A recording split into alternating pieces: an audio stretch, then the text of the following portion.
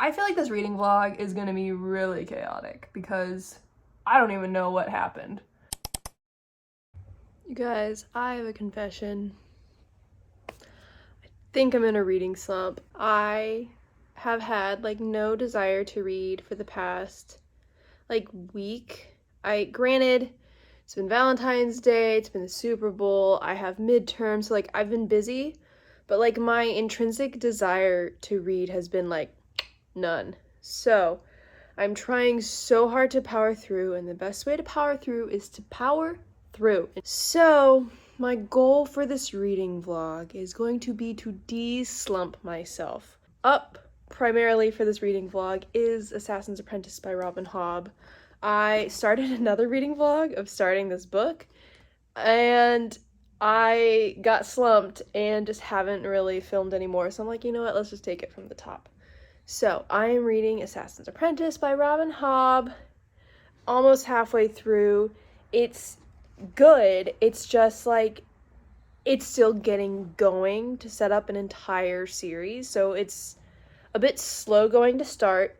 So I'm going to force myself tonight to read. I have a little while before Jeremiah gets home from work, so I'm going to put my headphones on, see how much reading I can get done, because I need to de-slump.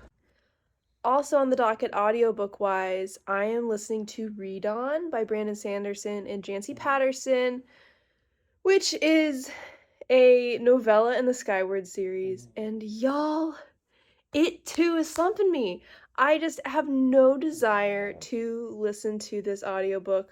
I have like 45 minutes left, so I need to finish that, and the next audiobook wise, I am going to listen to The Winners by Fredrick Backman, the final Beartown book. I have been loving Beartown. That's been like the only series of books that have been like just devouring recently, so I think The Winners will, it'll like restart excitement and then also crush me. So that's the plan. Moose's plan is just to sit and snore, so let's just join him, be cozy, and read for a little bit tonight.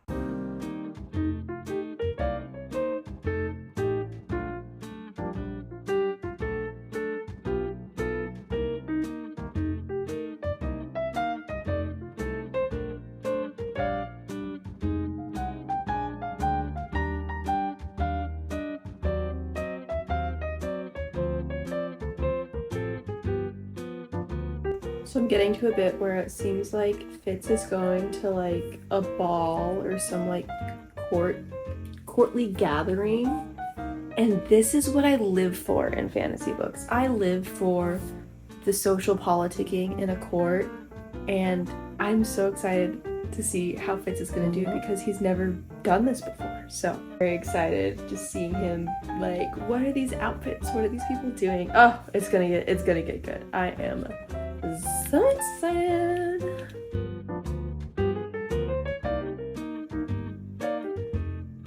This line is so good. This is what I love about these sorts of scenes. Fitz says, never had I seen accoutrement before that spoke so garishly of expense and so little of taste. Get him, Fitz, get him! It's just so petty. And her perfume smelt more of coin than flowers. Brutal, Fitz, brutal.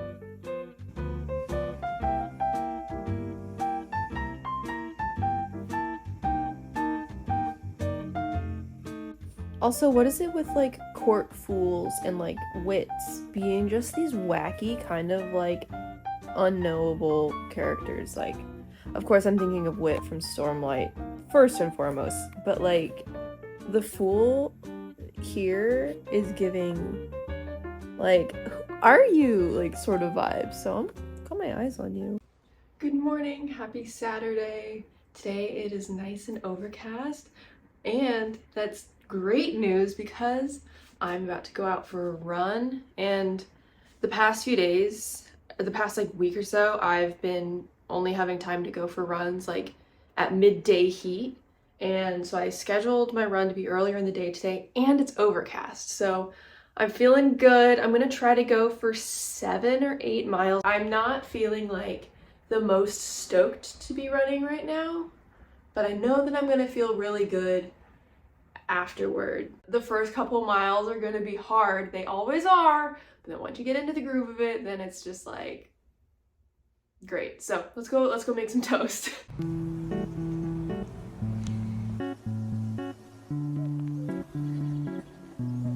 Seven miles. I'm at the point where I'm like, could I do 9? 8 miles. Going for 9. I did it. 9 miles. My legs feel like jello. 9 miles. So tired, but so proud.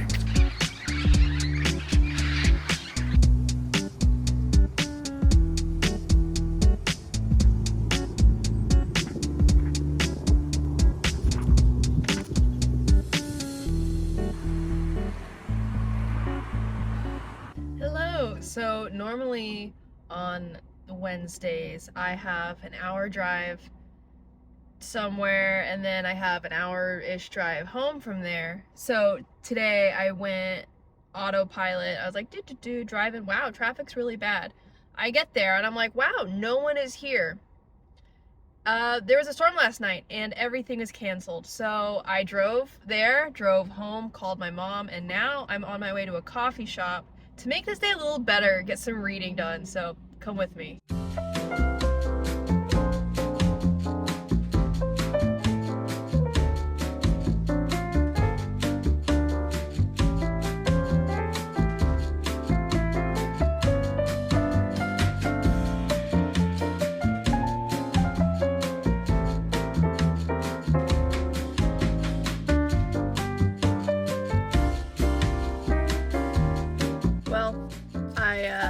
I think I read 2 pages.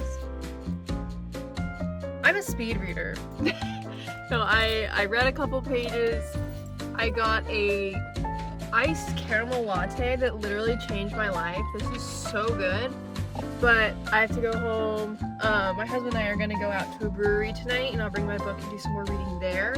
But before we go, I was like, I should probably go walk the dog. So I'm gonna go walk Moose, listen to more of the Winners. 2 pages is better than before, so.